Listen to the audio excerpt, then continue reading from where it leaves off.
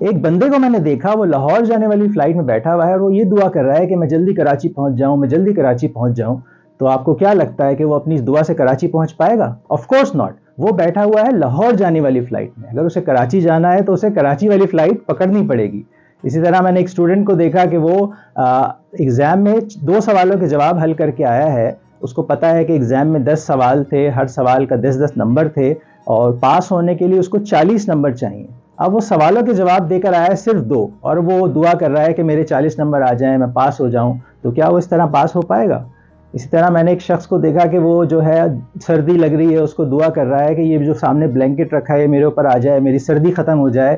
تو کیا اس طرح دعا کرنے سے اس کی سردی ختم ہوگی؟ آپ اس کو دیکھیں گے تو کیا کہیں گے بھائی؟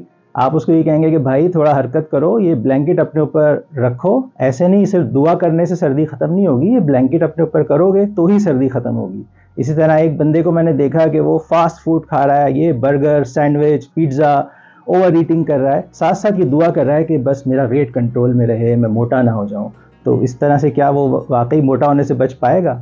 اسی طرح میں نے ایک بندے کو دیکھا وہ دعا کر رہا ہے کہ میرے بزنس میں پروفٹ ہو جائے، بزنس میں پروفٹ ہو جائے. تو جب پوچھا تو پتہ چلا ابھی بزنس سٹارٹ ہی نہیں کیا ہے. سٹارٹ تو بعد میں کرے گا، دعا ابھی سے کر رہا ہے پروفٹ ہو جائے. تو میں اس کو یہ کہوں گا کہ بھائی پہلے اس بزنس کو سٹارٹ تو کرو، ہاتھ تو ڈالو اس میں، نفع نقصان بعد کی بات ہے، اس کے بعد پتہ چلے گا، پھر دعا کرنا، ضرور پروفٹ بھی ہوگا.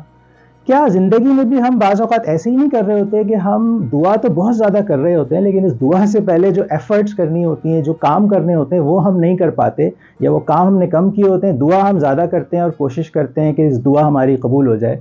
کیا ہم بھی کبھی ایسا نہیں کر رہے ہوتے کہ ہم بیٹھے ہوتے ہیں لاہور جانے والی فلائٹ میں اور جانا ہم چاہ رہے ہوتے ہیں کراچی، یعنی کام ہمارے سارے الٹے ہوتے ہیں لیکن ہم چاہ رہے ہوتے ہیں کہیں اور پہنچنا؟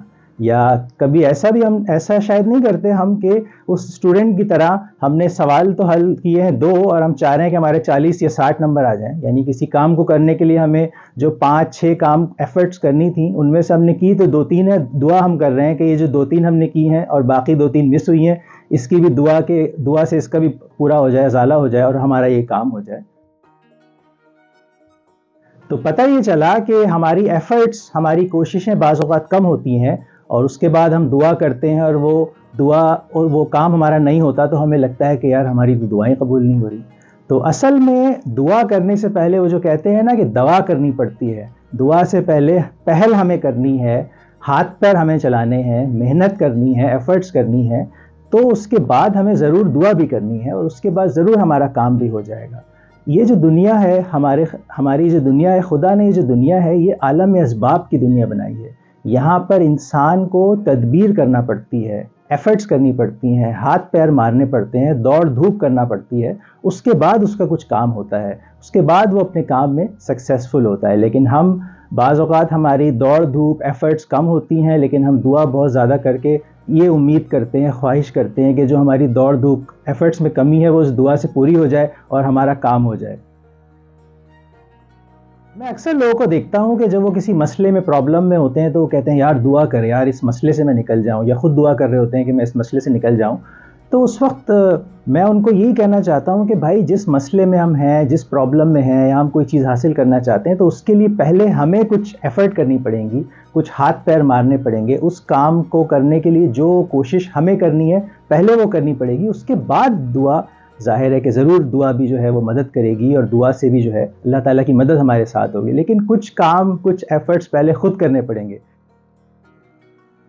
یا پھر ہم مثال لے لیتے ہیں کہ ایک کسان کو اگر اپنی فصل اگانی ہے تو اس فصل اگانے کے لیے اس کو زمین کو تیار کرنا پڑے گا، اس میں بیج ڈالنا پڑے گا، اس کے بعد اس فصل کو پانی دینا پڑے گا. جب اس کی جب پودے نکلنے لگے تو ان پودوں کی حفاظت کرنی پڑے گی، تبھی جا کے وہ فصل اگے گی. اگر اس فصل کو اگنے میں اس کو 10 سٹیپس چاہیے تو وہ 10 کے 10 سٹیپس اس کو کرنے پڑیں گے. لیکن اگر وہ روز اپنے یہ سارے سٹیپس، یہ سارے کام تو نہ کرے، بس روز اپنی زمین کے سامنے کھڑا ہو کے خشوع و خضوع کے ساتھ دعا کرے کہ میری فصل اگ جائے، میری فصل اگ جائے، میری فصل اگ جائے، تو کیا ایسا ہوگا؟ یا اس کو جو 10 کام کرنے تھے ان 10 میں سے وہ 5 کرے، باقی 5 نہ کرے اور یہ دعا کرے کہ یہ میں نے 5 کام کر لیے ہیں، باقی 5 کام میں نہیں کر پایا، بس میری فصل اگ جائے، تو کیا ایسا ہوگا؟ ظاہر ہے کہ اس کو اگر اپنی فصل اگانی ہے تو اس میں جو جو کام اس کو کرنے ہیں اس فصل کو اگانے کے وہ اس کو کرنے پڑیں گے. ہاں، اس کے بعد اس کو دعا بھی کرنی چاہیے، توکل بھی کرنا چاہیے اور اچھی امید رکھنی چاہیے، تو خدا کی مدد بھی ہوگی. یہاں پر نبی کریم صلی اللہ علیہ وسلم سے منسوب جو واقعہ کوٹ کیا جاتا ہے وہ بھی ہمارے لیے مشعل راہ ہے کہ ایک شخص جب ان سے ہمیں نبی صلی اللہ علیہ وسلم سے ملنے آیا اور اپنے اونٹ پر آیا تو اس نے کہا کہ مجھے تو خدا پر بہت توکل ہے، میں اپنے اونٹ کو کھلا چھوڑ دیتا ہوں، یہ گم نہیں ہوگا۔ تو ہمارے نبی صلی اللہ علیہ وسلم نے بھی اس انسان کو، اس شخص کو یہی تعلیم دی کہ اللہ تعالیٰ پر توکل تو بہت اچھی بات ہے، لیکن پہلے اگر تم چاہتے ہو اب تمہارا اونٹ نہ کھوئے تو پہلے اپنے اونٹ کو باندھو، اس کے بعد توکل بھی کرو، دعا بھی کرو اور خواہش بھی رکھو کہ تمہارا اونٹ نہ کھوئے۔ تو یہاں بھی یہی تعلیم ہمیں دی گئی ہے۔ اس واقعے سے بھی ہمیں یہی پتہ چلتا ہے کہ دعا اور توکل بہت اچھی چیزیں ہیں، بہت ضروری ہیں، لیکن اس سے پہلے جو ہمارے ہاتھ میں جو کام ہے، جو ہماری طرف سے جو ایفرٹس چاہیے وہ ہمیں کرنی ہے۔ دعا کے ساتھ جو دوا ہے وہ ہمیں کرنی ہے، اس کے بعد ظاہر ہے کہ توکل بھی اچھی بات ہے اور دعا بھی اچھی بات ہے۔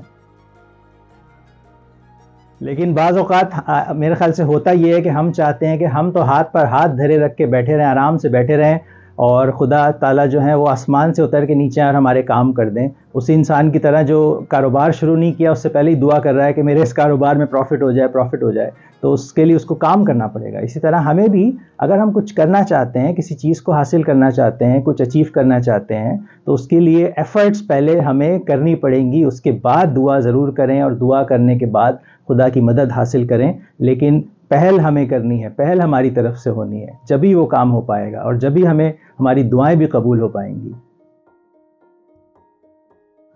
ہم مسلمان بعض اوقات اس بات پر بھی بڑے اپسیٹ ہوتے ہیں کہ ایمان والے تو ہم ہیں، اور لیکن ہم سے زیادہ جو دوسرے لوگ ہیں جو ایمان والے نہیں ہیں وہ ہم سے آگے کیسے ہیں، وہ ہم سے زیادہ کامیاب کیوں ہیں؟